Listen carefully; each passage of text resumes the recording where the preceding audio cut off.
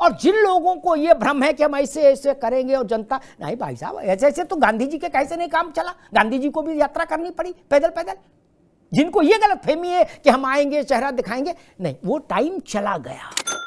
Twitter से नहीं होगा मेरी जान ना, ट्विटर से होता हो तो अमिताभ अग्निहोत्री को ट्वीट करना तो नहीं आता, हम नहीं पार्टी बना ले भैया, और फिर रत्नाकर और जी मनोज जी जैसे सारे भाइयों को ज्वाइन करा के अपनी एक नई टीम बना लेंगे। नहीं, और दे ट्वीट जनता चप्पल से मारेगी। अमिताभ अग्निहोत्री जो अपने बेबाक बोलों के लिए जाने जाते हैं, उन्होंने यूपी के निकाय चुनाव में बीजेपी की जीत और कर्नाटक चुनाव में बीजेपी की हार पर दिया टकासा जवाब। आइए सुनते हैं। इस डिबेट पे अपनी राय जरूर दें। वीडियो अच्छी लगे तो इस पे लाइक और शेयर करना ना भूलें। आपको जनता के बीच रहना होगा, संदेशों खेती नहीं होगी। मैं फिर कह रहा हूं, मैं आप लोगों से की मेहनत को दाद देता हूं। मेरे सभी मित्र हैं स्क्रीन से हटने के बाद, मनोज भी मुझे बहुत प्यारे हैं, सभी लोग प्यारे हैं। आप लोग अपनी पार्टी के लिए डिफेंड करते हो, लड़ते हो, लेकिन वो तब तक कोई परिणाम नहीं देगा जब तक नेता सड़क पर नहीं होगा। आपका लड़ना होगा, जूझना होगा, संघर्ष करना होगा, मुकदमे झेलने होंगे, धरना हो, प्रदर्शन हो, बाजार बंद हो, कुछ हो ना। और किसी भी स्थिति में सरकार की वापसी बहुत बड़ी बात होती है, क्योंकि सरकार में जो होता है, चाहे वो नगर की सरकार हो, चाहे प्रदेश की सरकार हो, चाहे देश की सरकार हो, अगर दोबारा आ रही है चुनकर, तो मानकर चलिए जनता के से आशीर्वाद के बिना कोई ताकत जिता आपको दोबारा नहीं ला सकती। अगर चार बार मेयर आपका चुना जा रहा है बनारस में, गोरखपुर में, इलाहाबाद, प्रयागराज में, या जहां भी, कानपुर में, लखनऊ में, तो इसके पीछे कोई वजह होगी। उस वजह को खोजिए।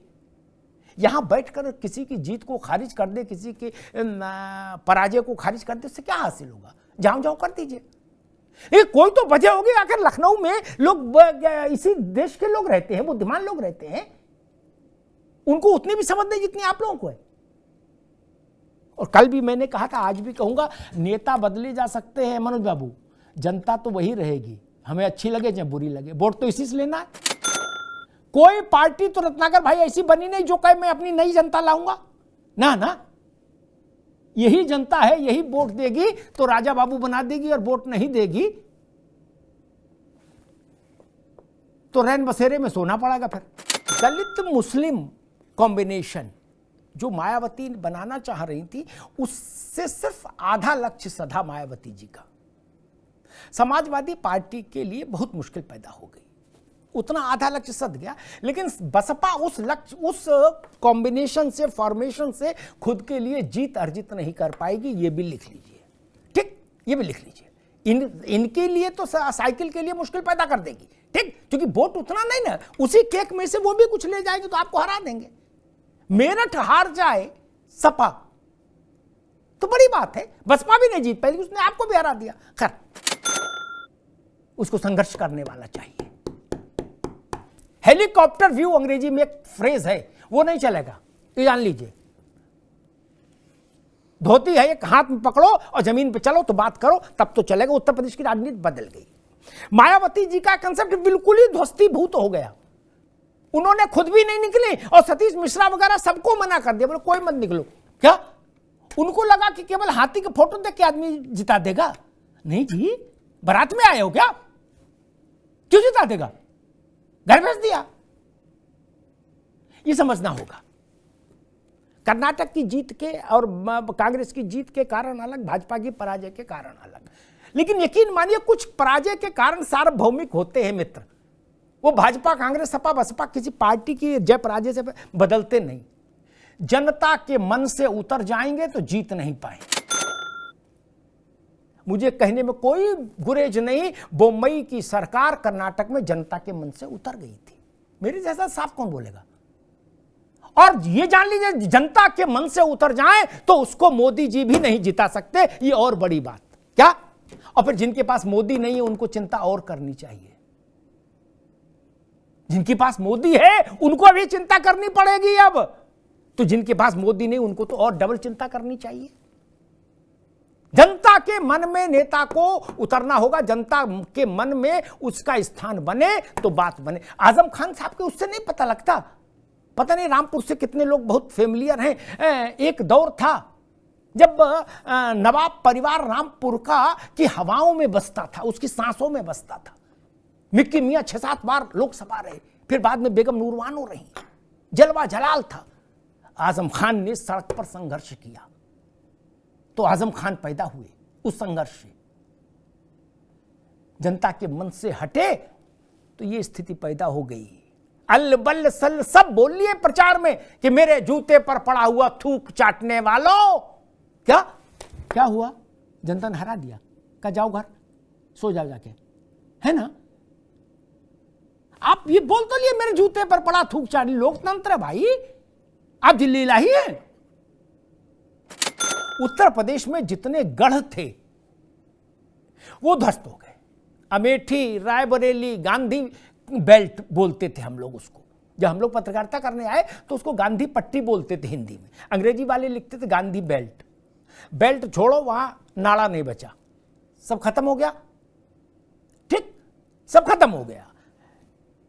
विधायकी ये लोग सपा वाले ले गए, सांसदी राहुल जी हार गए, चुंगी हार गए, फिर क्या बचा? आजमगढ़ समाजवादी पार्टी नहीं, रामपुर केवल आजम खान नहीं।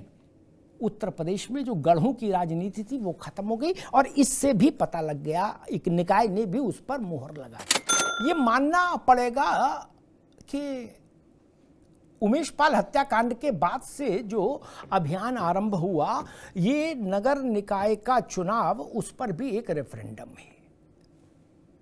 उन लोगों को इस पर चिंतन करना होगा जिन लोगों ने इशारों में दाएं से बाएं से पर्दे के पीछे, खिड़की के पीछे छुपकर तरफदारी करने की कोशिश की अपराधी तत्वों की। उनको लिए भी ये संदेश है, आज मेरी बात कड़वी लग रही होगी, कल फिर चुनाव आएगा, फिर मेरी बात सच साबित होगी।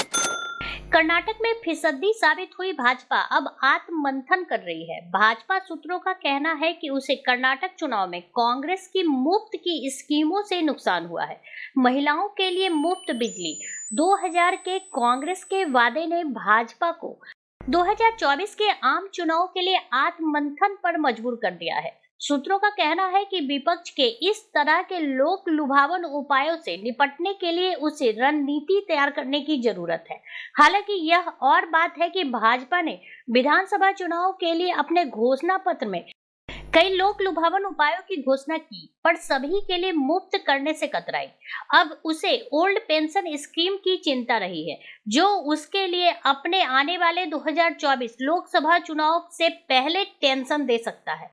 कर्नाटक चुनाव से सबक लेते हुए भाजपा अब नई रणनीति पर आगे बढ़ रही है। पार्टी को डर है कि कांग्रेस और विपक्ष अन्य दलों की मुफ्त स्कीमें उसे पीछे कर रही हैं। हालांकि ऐसा नहीं है कि चुनाव में भाजपा के लोक लुभावन वादों की घोषणा नहीं की है, पर औरों के बजाय मुफ्त से परहेज किया।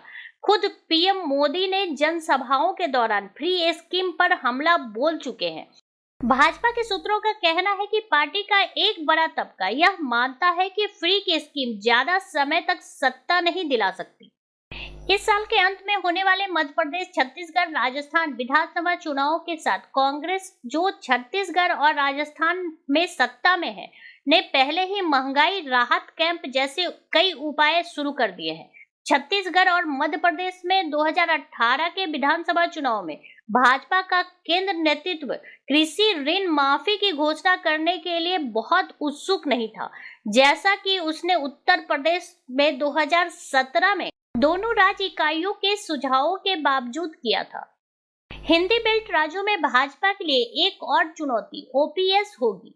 भाजपा के एक नेता का कहना है कि इस मुद्दे की गंभीरता को ध्यान में रखते हुए केंद्र ने पहले ही पेंशन प्रणाली की समीक्षा के लिए एक समिति की घोषणा कर दी है और आंध्र प्रदेश सरकार के पेंशन मॉडल का भी अध्ययन कर रहा है। पार्टी नेताओं का मानना है कि 2019 में पीएम किसान निधि के आने से 2024 से पहले किसी भी अन्य जन केंद्रीय उपाय से इनकार नहीं किया जा सकता।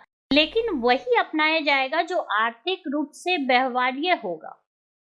इस वीडियो को लेकर आपकी क्या राय है, हमें जरूर बताएं। हमारे साथ जुड़े रहने के लिए चैनल को लाइक एंड सब्सक्राइब करना ना भूलें।